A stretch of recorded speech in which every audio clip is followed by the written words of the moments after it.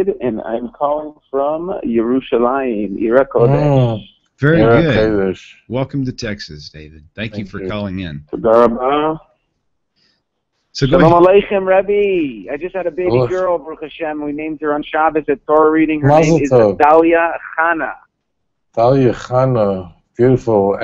And what's your wife's name? Oh, she's got a long one. Fega Chavalea. Fega Chavalea. And what is your wife's mother's name? So it's Fega Chavalea Bat Mindel Rasha. Wonderful. Mazel tov to the family. You should only see nachas and joy. A light in Klal Yisrael. Thank you. That's great. That's the news I love. Thank you, Reb. And so I don't want to take up too much time, but you might remember me. We spoke. I called you one time about my famous musician friend who's a Messianic Jew who, I felt very close to, that I felt, I really wanted to help him because, he was just such an amazing person. And to watch him use his life in a direction where it's not truth, it made me sad. But whatever, forget that. I have a question for you, Reb. The question is, and I've heard you say it in many shiurim, in many classes, God is not a man. It says that straight in the Tanach. So why, if it's so straight there, it's so clear, why isn't it that simple and clear to Messianics and Christians that Jesus can't be God? If we go according to Tanakh, why isn't it clear? So I love you so much. You have no idea how much I love you, and I give you a bracha to merit of Abraham, Yitzchak, Yaakov, Moshe, Aaron, King David, King Solomon, Rabbi Nachman, and Baal Shem Tov, and all of the holy tzaddikim, that he should continue to give you the strength, the wisdom, the humility, the parnasa, to continue to do your beautiful and holy work. I love you, and I can't wait for you to come to Eretz Yisrael. I'll be there soon. I have a couple of tours I'll be leading in Israel right after the summer, B'ezras Hashem. David, thank you for your call. Right, and thank you, really sweetheart. appreciate you. And send your family my best regards. I love you. Okay, take care. All right. The question is so sweet. Yeah, the question is, so, the Torah says so clearly that that God isn't a man. So, that ends the debate. That should end the debate. So why do Christians persist in worshiping Jesus as a God? The funny thing is that both of these questions really should be asked of a Christian, not of me. But as it turns out, this is something that eluded me a little bit. I refer to it often because I didn't really get, having never been a Christian, but feeling that Hashem would put me on this world to bring Jews out of the church. In my younger years, I really didn't like non-Jews. I thought Christianity was I didn't realize exactly what Christianity was. Like, I knew what it was, but I kind of thought it was like Hinduism. Like, they were wrong, but I really didn't like Christians. I didn't like them. They behaved so terribly, and I grew up 15 years after the Holocaust, and the Christians just killed us all. So my model as a child was that, because growing up in Brooklyn is just different, okay? If you didn't grow up in Brooklyn, just take my word for it. If you were in Brooklyn in the 1960s and 70s, you're an Orthodox kid in Borough Park, and then you've got your Jewish neighborhood, and then you got the black neighborhood, and you got the Hispanic neighborhood, and the Irish Catholic neighborhood. You're a Jew, you just stayed home. We didn't go out Halloween. You went on Halloween, you were beaten up for a Jew. I'll never forget this. As a child, we knew that Halloween meant, and they actually had mischief night the night before. I never knew what the heck this meant, but it meant this. It meant that you close your draperies, you put plywood up in front of your windows of your living room, you closed all the lights, and then the night was full of banging on your door and throwing things at your house, and occasionally a glass was smashed. It was a night, and you made like you weren't home. Not that you didn't want to give candy. Jews didn't want to engage in this at all. It's idolatry, it's paganism, it's a Druid thing. I know Christians are going, Halloween isn't new. I know it. I'm just trying. My purpose is not about Halloween. But I thought Christians were psychos because, what else was I supposed to think about them? That was my limited picture of Christians. But I kind of thought that maybe Christianity is, I don't know what maybe Christians think about Islam. I don't know. But it was like they were off. Everything turned upside down. And that is, as an adult, I really met these wonderful, wonderful Christians. I mean, really good people.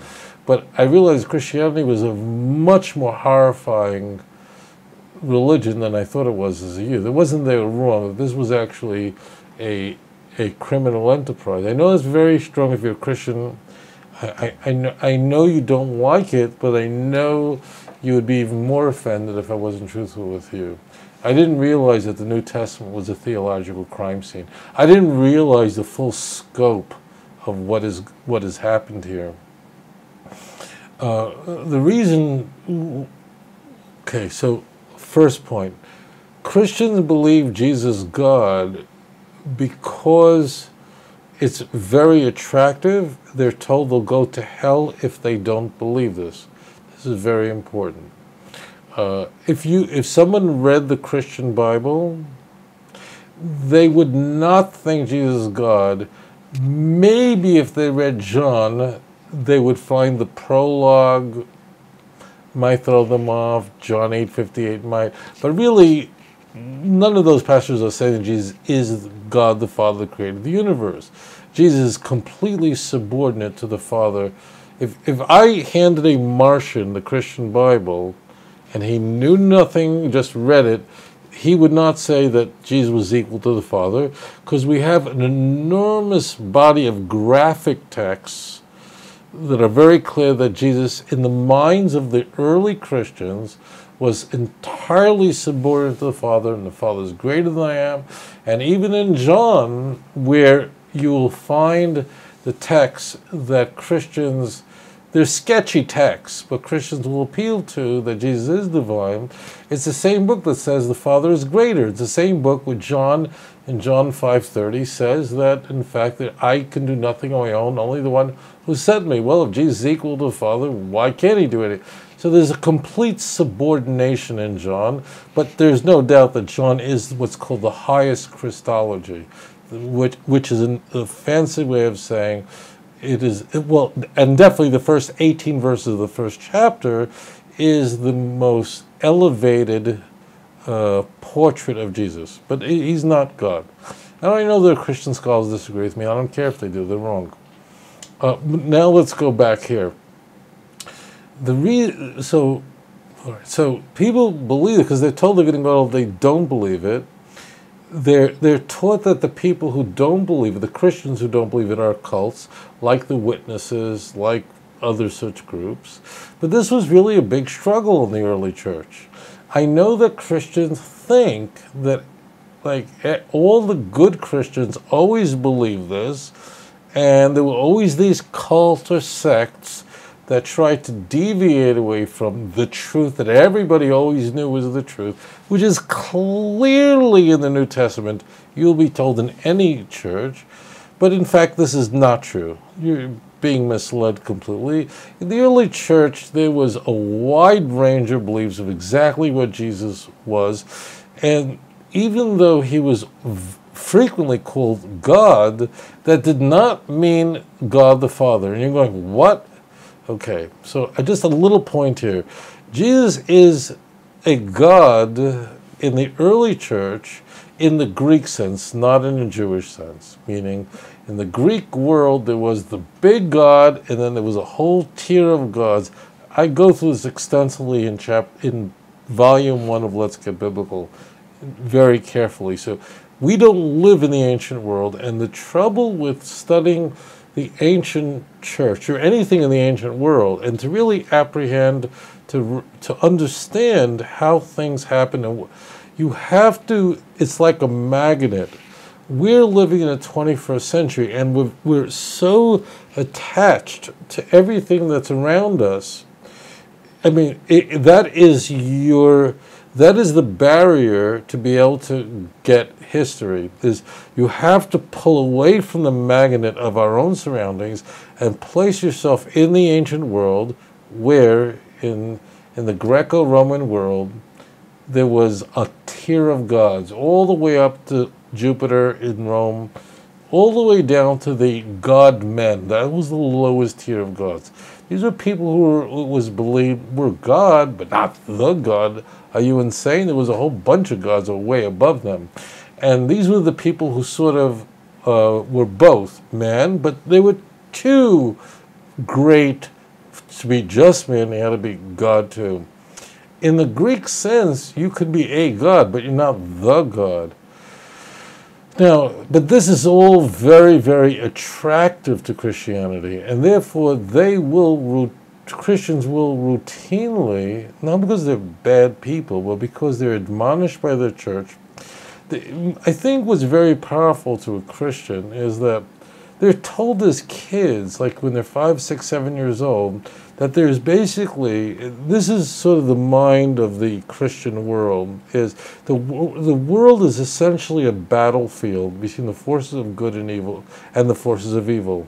That kind of dualistic worldview, which is reflected in the Christian canon frequently, this dualistic view is highly italicized in the book of Revelation, is the way Christians are raised, that they're the good people, the saved, and then everybody else are the enemies of God, the unsaved.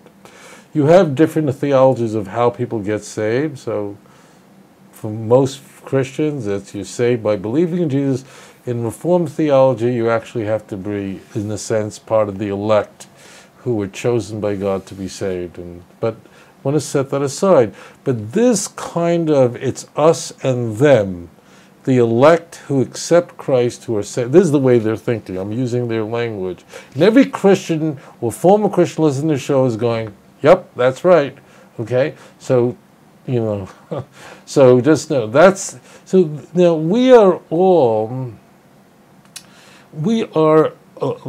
the human being is a creature of tension, and that is we are wired for battle. That's just the way we are.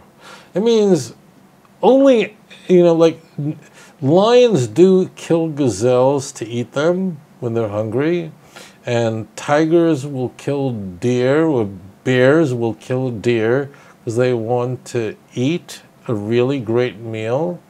But I've never heard of a bear or a lion that said, I want to wipe out every gazelle off the face of the earth. No, they don't. They're hungry. They don't hate the gazelle. No, that only humans are capable of such depravity, because as humans can be good, which animals can't be. Animals are good, means dogs are wonderful, but they actually are not choosing good. They're wired, they're hardwired. So one could say a dog in some ways reflects the best part of humanity, the loyalty and so on, but they don't have free will. They don't choose that. They're hardwired that way. We are created for attention. If you study sociology, they study civilizations anyway. People just love to fight. And then why do people? I hate boxing and wrestling.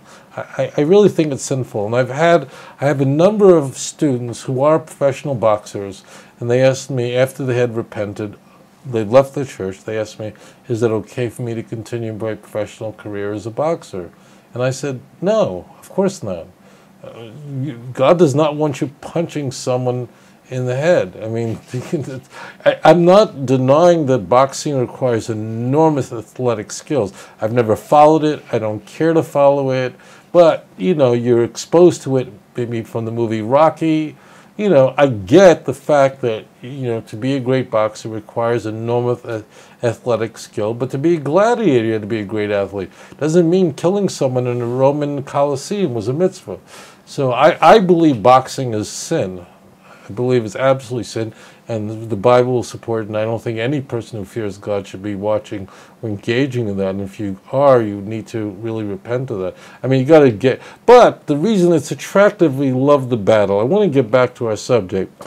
So, this is what Jews who grew up like me, never having been a Christian... Christians grow up in that battlefield mentality that we are warriors for Christ. You've heard that all the time, right? We are warriors for Christ.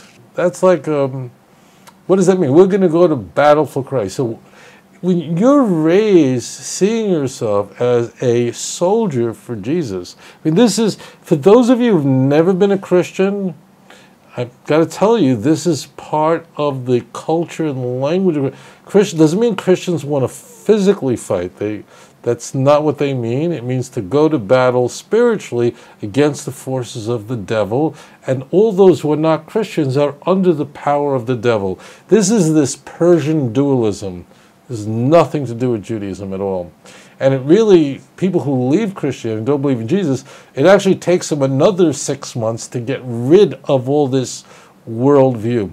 Now, this is very powerful. So you're taught, we're against all those who don't believe in the Trinity. So most Christians just carry that through, and then they're fighting for the Trinity. And they actually, most Christians you'll find, in their life as an evangelical Christian, fight against non-Trinitarians over the doctrine of the Trinity more than anything else. And why are they fighting over the doctrine of the Trinity for?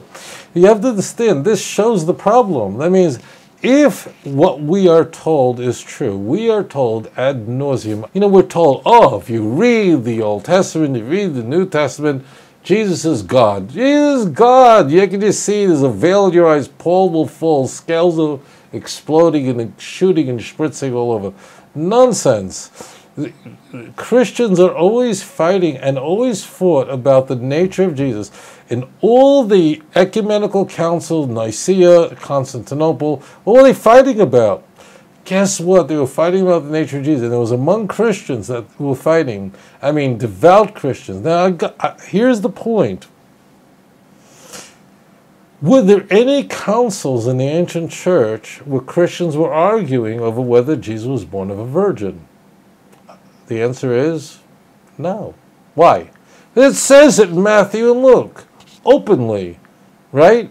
So there were Ebionites, an early Christian sect, who actually thought that that was an interpolation, or an improvement, which they were right about. But the point was they didn't, because it actually does say that Jesus was born of a virgin, that Mary never went to bed with anyone. It's very clear. Okay, so I don't care what the Christians are telling you, and your pastors are telling you. Christians argued over the nature of Jesus. Was he the same substance as the Father? Incidentally, everybody at Nicaea believed that Jesus was God. Just the question is, to what extent was he God? You have to get volume 1. I'm not trying to sell you it, but it's just I have to build this up because you need to understand the history of it. But there was no one at Nicaea who said that Jesus was just human. Okay, that was done with. So the key point is, why are they fighting? The reason is it isn't there. But so number one, it is the militant.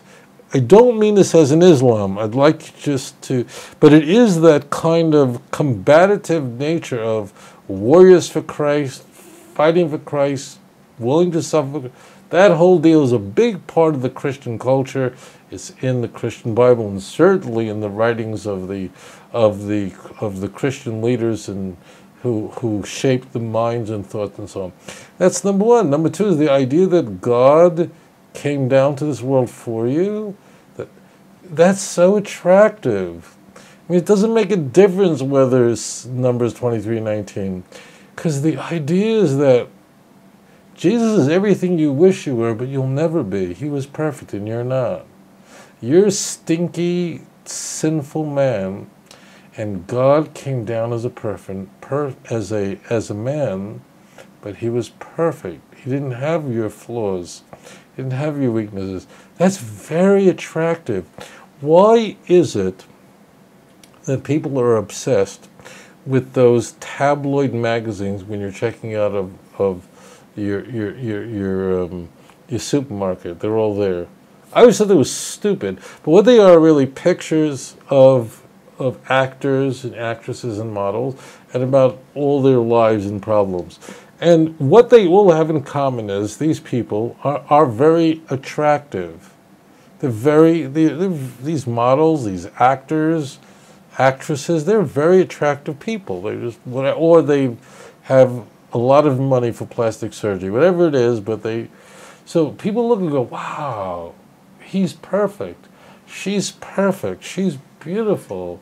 That's what people are looking for, like someone better than me. Someone, God, if I was that good looking, I'd give anything for that. So that's what Jesus is. Jesus is everything you'll never be. And that works best if he is a God. And it feels really good. It does.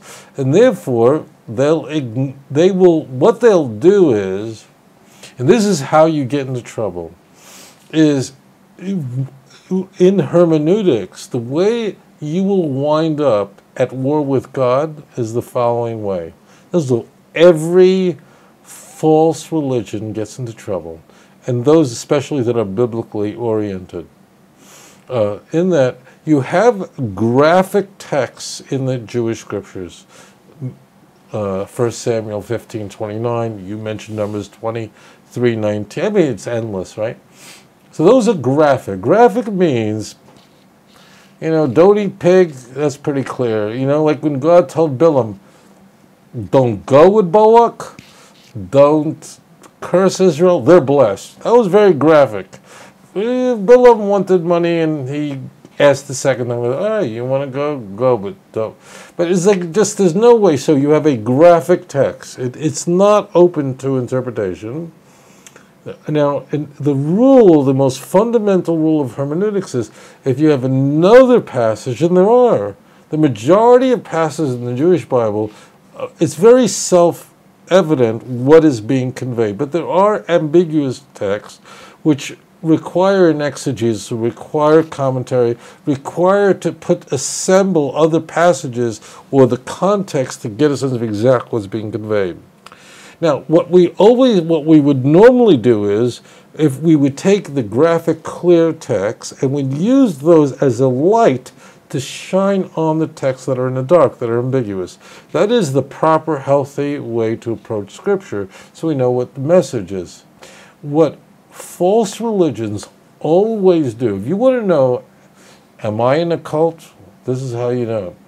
If the religion you're in, or the expression of whatever it is you're in, is taking texts that are in the dark, that means they're ambiguous. They can be misunderstood if the context is not firmly in place, and they use those ambiguous passages to reinterpret passages that are graphic, that are in the light. You are in a cult, meaning you are in a false religion. That they all do that, and that's what's done in Christianity. So what Christians do is they're not going, oh, how can I defy God? No. But what they are doing is they're taking these very ambiguous things like God's name is a plural ending, that's good enough for me, and I will override, and that will override that ambiguous, like the angels that came to Abraham. It's ambiguous. It really isn't if we go through Genesis 18:19. But let's just say it is ambiguous in a first reading, clearly. And then they just use that ambiguous text to override the texts of Isaiah 44, 45, 46, 47, 48. Which, like, Isaiah's like pounding, no, I'm not a God, I'm not a man, stop it. There's no one else. No one else besides me. That's how Christians can make this error. That's how they get themselves in trouble. אדון עולם אשר מלך בטרם כל יציר נברא